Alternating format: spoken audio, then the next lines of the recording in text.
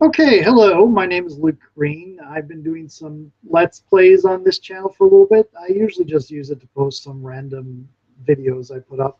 Sometimes I put up some actual plays or Let's Plays. And this video is me talking about what status of some of my projects are. First things first, the writing and gaming projects, which are going to be taking the lead right now. I have a rather large buffer of Let's Play videos that I can just upload. So I'm going to be weaning myself away from playing so many video games. Um, for one thing, I don't want to get tired of them so much and stop playing them so that the Let's Plays never finish. But anyway, I'm going to be weaning myself off playing them so much since it's going to take so long to even finish up all the ones I've already started. Anyway, the writing projects. Bystander 2, the block I was having an issue with, which was I was having a problem getting from one set of circumstances over to the set of circumstances I wanted to happen. I'll probably be talking about that a little bit more on my Patreon because I want to put some stuff up there for whatever ends up supporting me. Um, but the issue is the block has been cleared. I was overthinking it and trying to make things a little bit too complicated when really the situation was very simple to deal with. And now I've got around 2,000 words written on it today. Granted, I erased a few, 1,000 words first, but I'm making progress, and I'm writing on that. I'm trying to write on that every day now.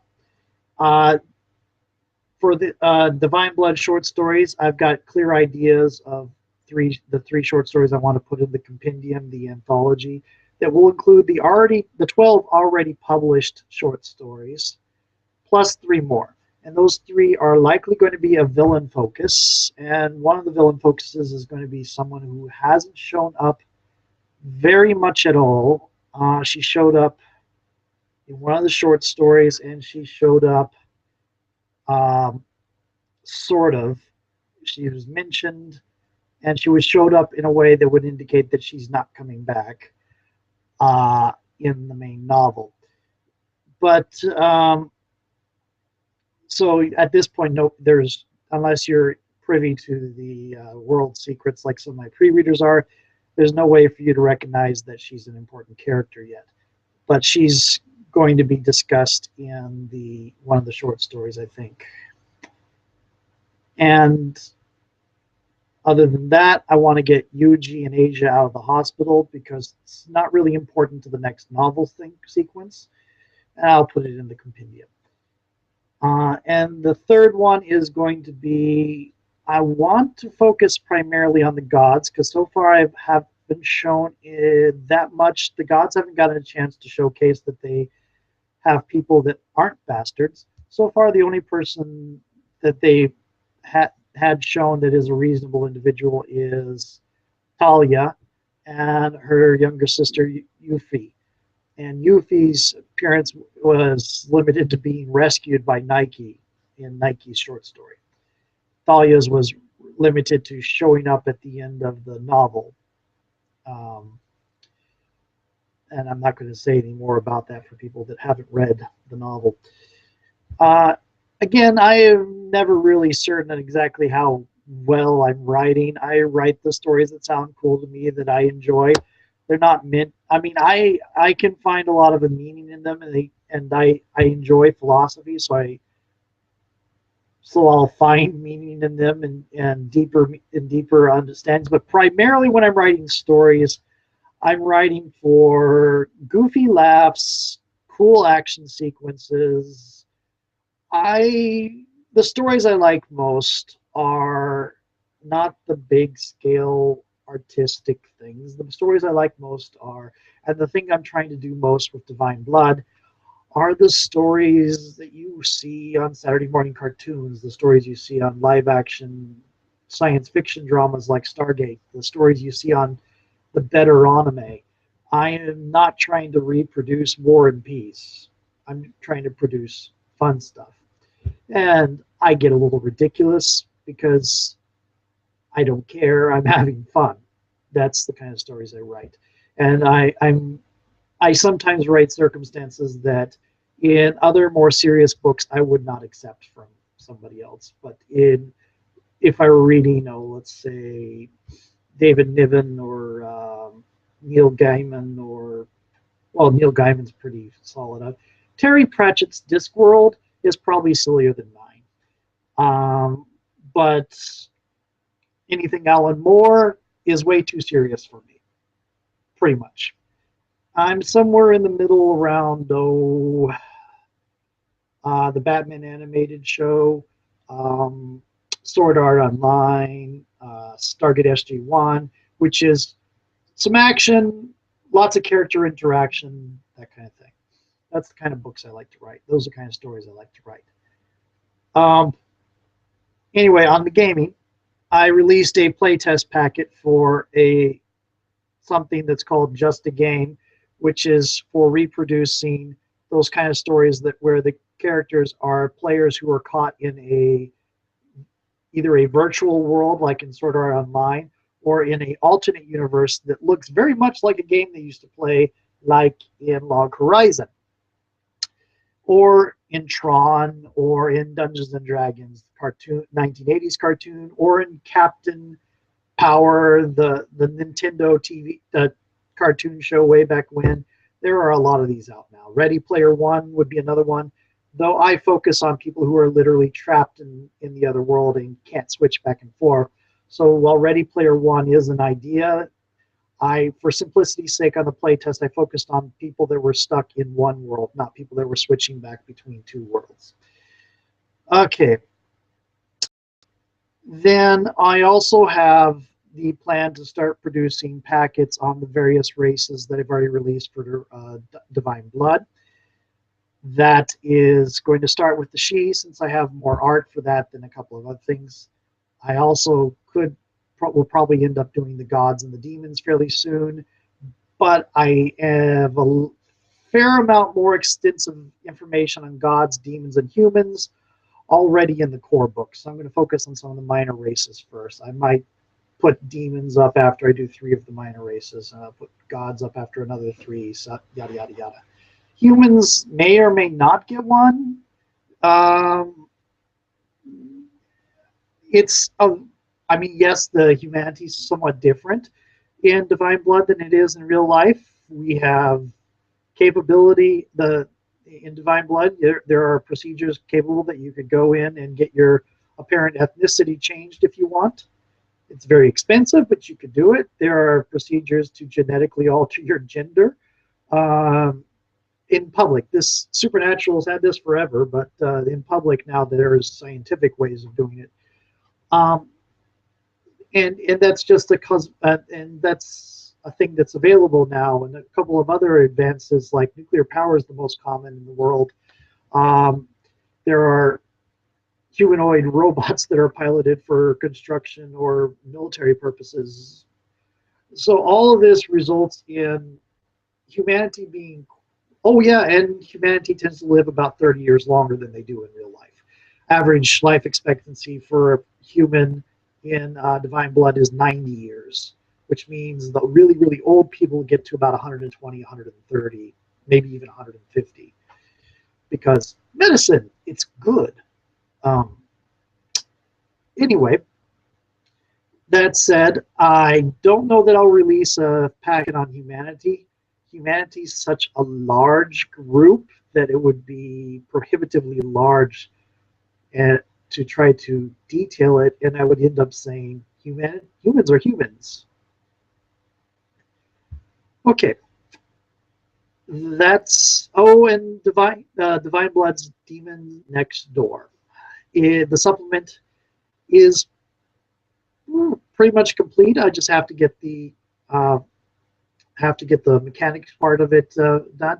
I did not get a successful Kickstarter, so there will be very minimal art, and I'll probably hold off on getting it released till early next year. I hope to get it released early next year, for the purpose of trying to get more art for it beforehand.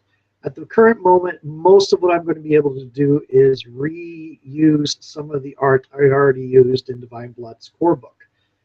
I hope to do more than that. But anyway, uh,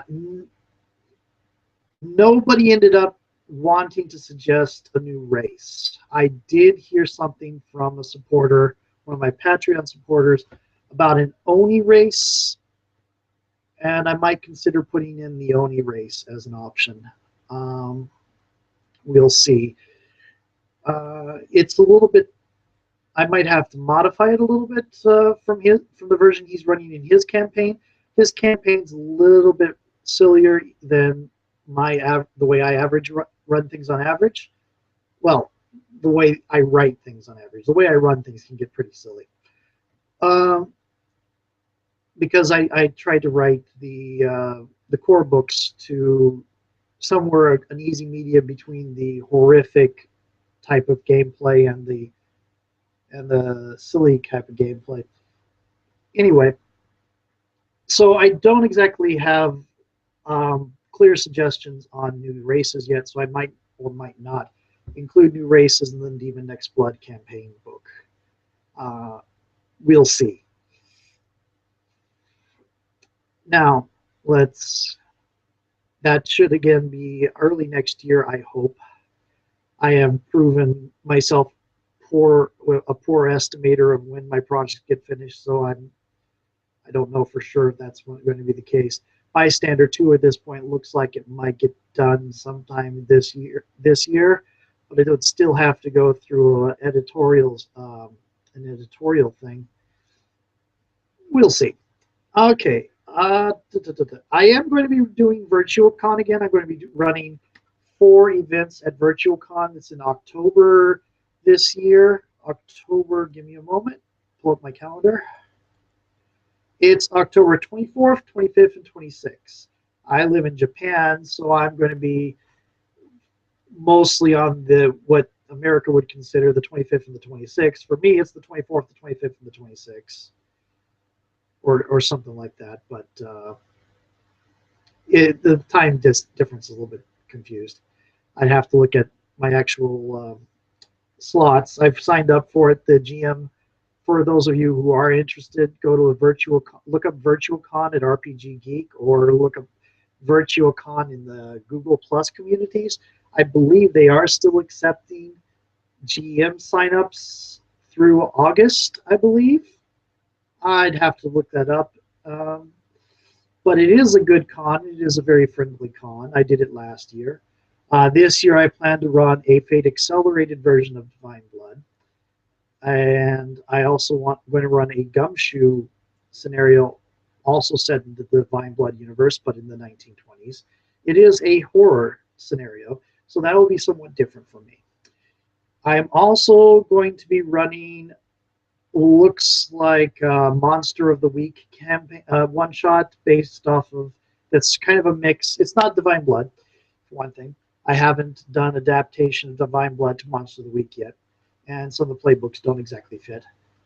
But the Monster of the Week scenario I'm doing for VirtualCon is one that's kind of a mix of the Tournament of the Dragon from, I think, 3rd, 4th edition champions. It's the Tournament of the Dragon book that had Seeker going around investigating this scroll he got, invitation. And then there's Fate Stay Night is also a thing that was influencing it. And there was a 3rd influence that, off the top of my head, I can't remember. But it basically, the players will be a group of people who are supporting one person who has acquired a artifact that is one of 5 artifacts that is needed to complete a ritual and either release a horrible, horrible thing on the world or seal it. And I am obviously assuming the players are good guys, and I will have 4 other people with artifacts with various motives, good, bad, or horrific. Yeah, that is, I've run that scenario before, so I am fairly confident running it again. Let's see, it's for 2 to 4 players, basically. And the fourth scenario is for just a game. The people are still voting for whether they want Fate Core or Powered by the Apocalypse versions, but I closed the voting already, and uh, it is going to be Fate Core, the Fate Core version of Just a Game. So those are the 4 games I'm running for Virtual Con in October from the 24th to the 26th. Anybody is who's able to play can. Again, it's, let's see here, it's the Divine Blood Fate Accelerated version, which is going to be focused around rescuing Amaterasu from trouble during an earthquake in Seattle. That's for 2 to 6 players.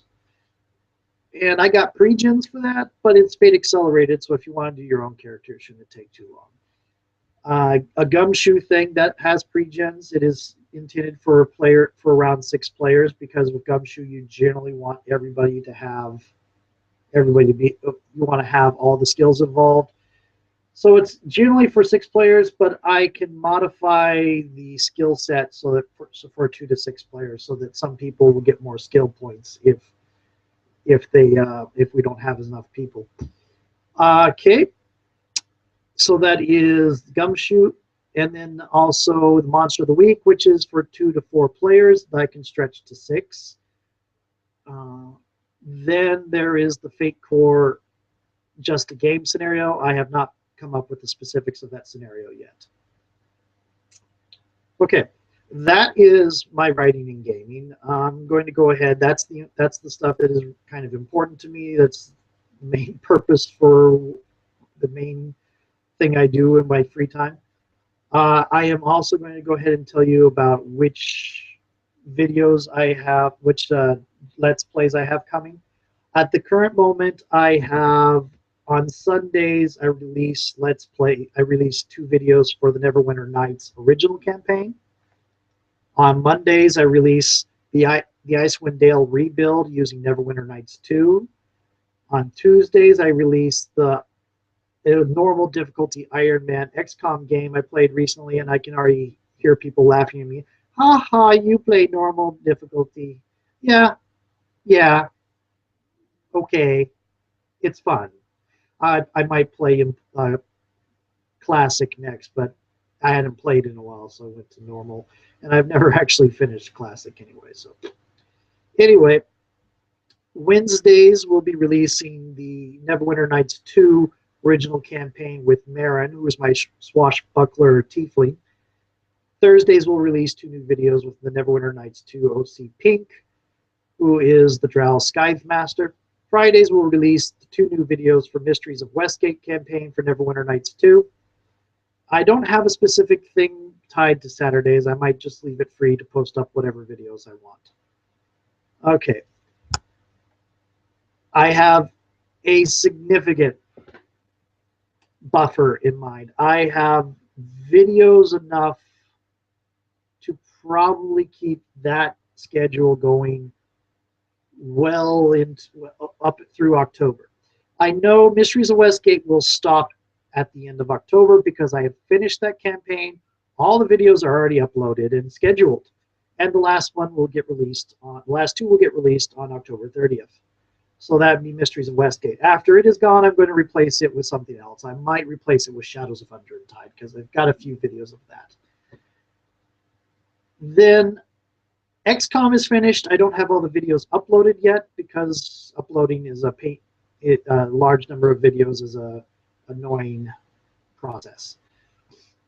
But I've got 21 videos uploaded and scheduled through September 8th, and I've got 39 videos remaining to upload after that point. So it will go, I think, into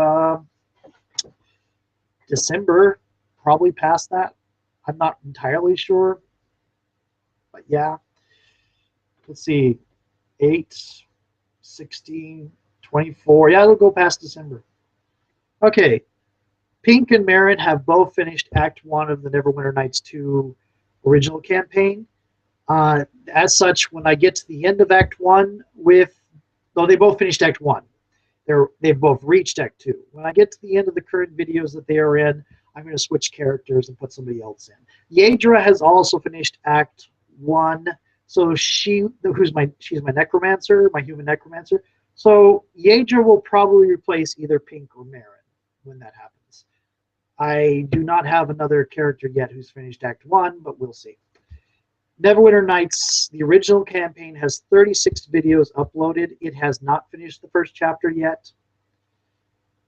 So it's scheduled through October 25th. We'll see. But when it finishes chapter 1, I might continue with it. I might replace it with something else. I think I probably will just continue with it. Since the Neverwinter Nights 2, I have 8 different characters running the same campaign.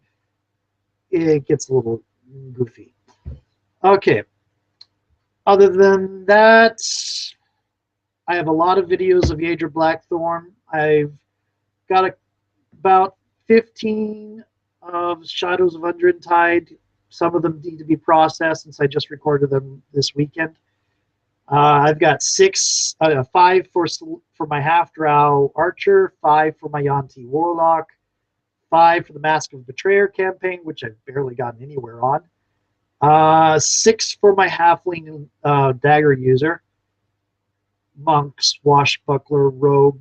What kind of idiot was I with that kind of Gish build? Oh. And 5 for my Legnar Dwarven Dinosaur Druid, and 4 videos for Fronthia, my Water Genasi, bubble-headed Water Genasi Paladin. As for tabletop gaming, I'm planning on starting a playtest for a Fate Core version of Divine Blood fairly soon. And as well as that, for private things, just enjoyable, I am trying to run an East Texas University campaign, but the Savage Worlds system has gotten a little bit lackluster to me. I perfectly understand that lots of people enjoy it, and it's very nice. It's a nice system for them, and I've actually been hired to write for it a couple times. By a couple companies, not Pinnacle. I've never been hired by Pinnacle to do anything, but I have been hired by a couple of independent companies who are doing Savage World products and to write out fluff for one of their products. So I have some history with the what do you call it? I have some history with the Savage Worlds. It's just not a system I particularly enjoy playing or running. So I'm going to be switching it over the East Texas University to Monster of the Week. Same characters, still running the plot points, but we're going to do Monster of the Week. I also have a Scion campaign running off and on, mostly off right now. It's in the same campaign setting that I did with my brother and our mutual friend for 5 years. So that has a lot of history tied to it. Then I will be pretty soon running a Monster of the Week campaign for my brother and mutual friend when his Shadowrun campaign comes to a close. And I'm going to hold silent on what I plan to put them through, but they're planning on something like they wanted something like XCOM, but for supernatural. So I think you can predict something of what's going to happen to a lot of the NPCs they go out with. Let's see. Anything else? What I'm playing in? I'm playing in a Scion game. Kind of lost track of that character. The character is now in a situation that I hadn't really predicted for her. And also, she's not my normal kind of character. She's very much more combative and dark and such like that, rather than, well, Delilah Sampson was dark, but not like this. So I'm having a little bit of trouble getting a hold of how to play her. She's a character I would definitely like to write, but playing her is proving a little bit difficult. And then I am playing in one Pathfinder campaign right now as a fighter.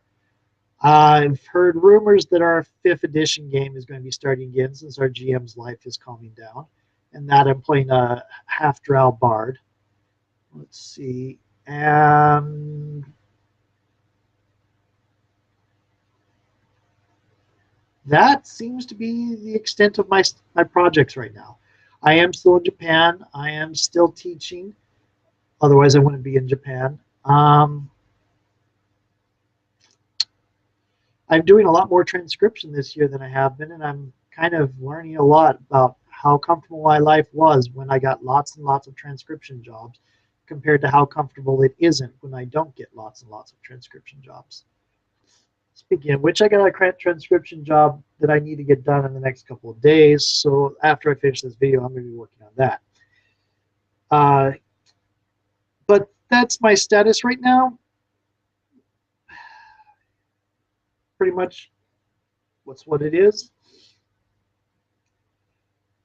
Okay, I hope this didn't come off as too boring.